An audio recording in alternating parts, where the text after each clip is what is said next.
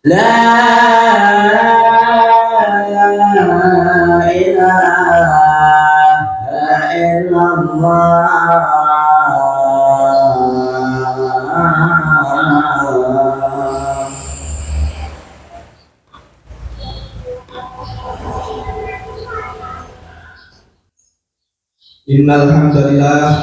Innal hamdalillah nahmaduhu wa nasta'inuhu wa nastaghfiruh wa na'udzu billahi min syururi anfusina wa min sayyiati a'malina may yahdihillahu fala mudilla lahu wa may yudlilhu fala hadiya lahu. Asyhadu an la ilaha illallah wahdahu la syarika lahu wa asyhadu anna Muhammadan abduhu wa rasuluh. Allahumma salli ala Muhammad wa ala alihi wa sahbihi ajma'in. Amma ba'd. Fa ya ibadallah, usini nafsi wa iyyakum bitaqwallah faqad fazal muttaqun. Wa qala Allah ta'ala, ya ayyuhalladzina amanu taqullaha haqqa tuqatih wa la tamutunna illa wa antum muslimun. Ma'asyiral muslimin rahimakumullah. Hadirin jamaah salat Jumat yang insyaallah diberkahi oleh Allah Subhanahu wa taala. Tak henti-hentinya kita panjatkan puja dan puji syukur kita kepada Allah Subhanahu wa taala yang telah memberikan kita nikmat iman, nikmat Islam, sehingga kita dapat melaksanakan serangkaian ibadah sholat Jumat pada siang hari ini. Sholawat dan salam semoga tercurahkan kepada Nabi akhir zaman. Beliaulah yang telah mendapatkan mukjizat yang paling besar dan menjadi pembuka pintu surga, yaitu Nabi Muhammad sallallahu alaihi wasallam, kepada keluarga, sahabat, tabi'in, dan setiap orang yang mengikuti beliau hingga akhir zaman. Pada kesempatan yang mulia ini, saya selaku khatib mengajak kepada diri khatib pribadi dan jamaah sekalian, marilah kita senantiasa meningkatkan keimanan dan ketakwaan kita kepada Allah Subhanahu wa taala. Takwa dalam artian senantiasa berupaya dan berusaha untuk mengerjakan yang diperintahkan dan menjauhi larangannya. Jamaah Jumat rahimakumullah. Dari Abu Musa al-Asy'ari radhiyallahu anhu, Rasulullah sallallahu alaihi wasallam bersabda, "Man ahabba dunyahu adarra bi akhiratihi, wa man ahabba akhiratahu adarra bi dunyahu fa akhiru ma yabqa ala ma yafna." Yang artinya, siapa yang begitu gila dengan dunianya, maka itu akan memudaratkan akhiratnya. Dan siapa yang begitu cinta akhiratnya, maka itu akan mengurangi kecintaannya ia pada dunia. Maka dahulukanlah negeri yang kekal, yaitu akhirat, dari negeri yang fana, yaitu dunia. Hadis riwayat Ahmad. Hadis di atas menunjukkan bahwa terlalu tenggelam dalam cinta dunia, harta, kedudukan, kesenangan, dan kenikmatan duniawi bisa menyebabkan seseorang lalai dari beribadah, melalaikan kewajibannya, dan bahkan terjerumus dalam lubang kemaksiatan. Dunia dan akhirat memiliki arah yang berseberangan. Ini adalah inti dari pesan hadis ini. Akhirat adalah kehidupan sejati, abadi, dan tempat pembalasan. Sedangkan dunia hanyalah tempat singgah sementara, penuh tipu daya. Maka Rasulullah Shallallahu Alaihi Wasallam memerintahkan kita untuk mendahulukan kepentingan akhirat. Mesti itu harus mengorbankan sebagian dunia.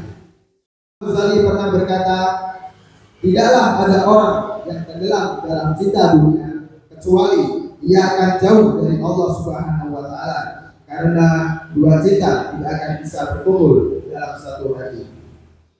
Tanda-tanda orang yang mencintai dunia ialah: yang pertama, sibuk memikirkan harta dan kenikmatan lahir, tetapi lalai amal akhirat. Yang kedua ialah gelap mata terhadap hal yang halal dan haram demi keuntungan duniawi. Yang ketiga ialah bangga dengan pakaiannya, jabatan sosialnya, bahkan kekayaan hartanya. Yang keempat ialah khawatir kehilangan dunia, takut mati, tetapi tidak takut kehilangan akhirat. Yang kelima dan yang terakhir ialah menunda taubat dan merasa dunia itu kekal. An Anas bin Malik radhiyallahu anhu qala Rasulullah sallallahu alaihi wasallam law kanat ad-dunya ta'dilu 'inda Allah janaha ba'udati ma saqa kafiran minha syarbata ma'i. Dari Anas bin Malik, semoga Allah meridainya, Rasulullah sallallahu alaihi wasallam bersabda, seandainya dunia ini senilai dengan sayap seekor nyamuk di sisi Allah, niscaya dia tidak akan memberikan seteguk air pun kepada orang kafir. Hadis riwayat Tirmidzi. Hadis di atas dapat digambarkan bahwa dunia sangat rendah nilainya, maka jangan dijadikan sebagai tujuan hidup, karena dunia ini tidak bernilai di sisi Allah, bahkan tidak setara dengan sayap seekor nyamuk. Jika dunia ini memiliki nilai, orang kafir tak akan diberi seteguk air pun oleh Allah Subhanahu wa taala. Tetapi karena dunia ini tidak berharga, maka Allah Subhanahu wa taala memberikannya kepada siapapun, baik orang mukmin maupun orang kafir. Aku qauli hada wastaghfirullah li wa lakum fastaghfiruhu innahu huwal ghafurur rahim.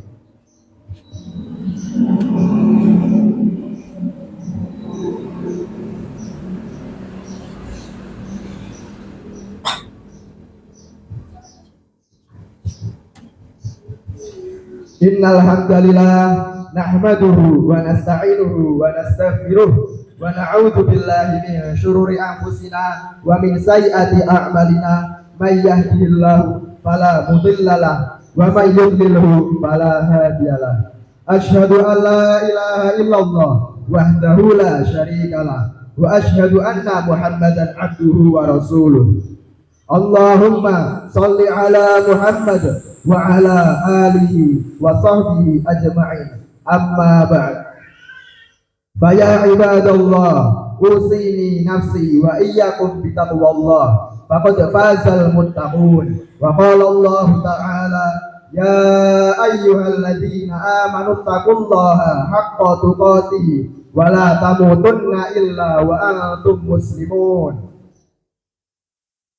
Jamaah salat Jumat rahimakumullah, marilah kita renungkan, apakah dunia ini tujuan utama kita? Apakah hati kita masih berat melepaskan harta, jabatan, kekayaan, bahkan pujian manusia? An Ibni Umar radhiyallahu anhu qala akhadha Rasulullah sallallahu alaihi wasallam biman dibayya wa qala kun fid dunya ka'annaka gharibun aw 'abiru sabil. Wa kana Ibnu Umar radhiyallahu anhu yaqulu idza amsayta fala tahtadiri sabaha wa idza asbahta fala tahtadiri masaa wa khudh min sihhatika limaradika wa min hayatika limautika. Yang artinya dari Ibnu Umar radhiyallahu anhu, ia berkata, Rasulullah sallallahu alaihi wasallam memegang pundakku lalu bersabda, jadilah engkau di dunia ini seperti seorang asing atau seorang pengembara yang hanya singgah sesaat. Ibnu Umar juga berkata, jika engkau berada di waktu sore, jangan tunggu waktu pagi, dan jika berada di waktu pagi, maka jangan tunggu waktu sore. Ambillah kesempatan dari sehatmu sebelum sakitmu, dan dari hidupmu sebelum matimu. Marilah kita perkuat kembali niat dan tujuan hidup kita, bahwa dunia bukanlah tempat tinggal, tetapi tempat singgah sementara. Kita bekerja, mencari nafkah, menikah, dan hidup di dunia ini bukan untuk dunia, melainkan untuk akhirat. Karena dunia adalah ladang akhirat. Barang siapa yang menanamnya dengan amal soleh, ia akan menanam kebahagiaan abadi di akhirat.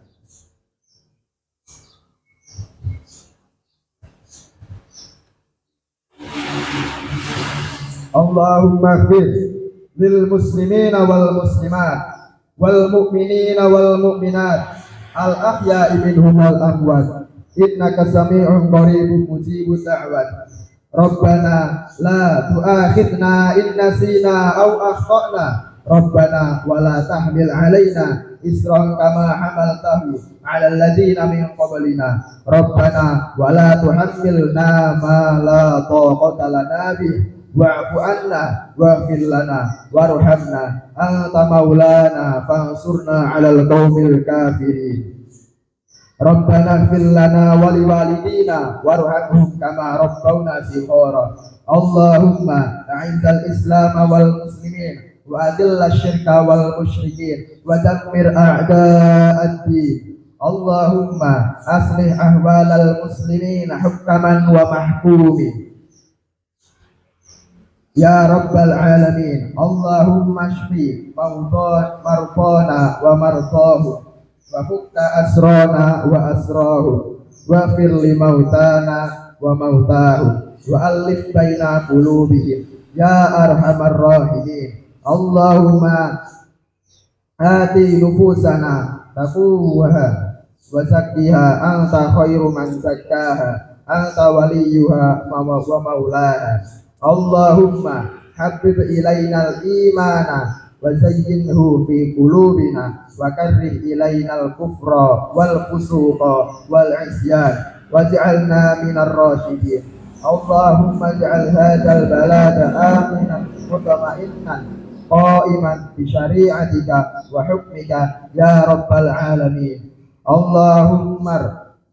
اللهم ارفع عنا الغلاء والوباء والزلازل والمحن وسوء الفتن ما ظهر منها وما بطن عن بلدنا هذا خاصة وعن سائر بلاد المسلمين عامة يا رب العالمين. ربنا آتنا في الدنيا حسنة وفي الآخرة حسنة وقنا عذاب النار.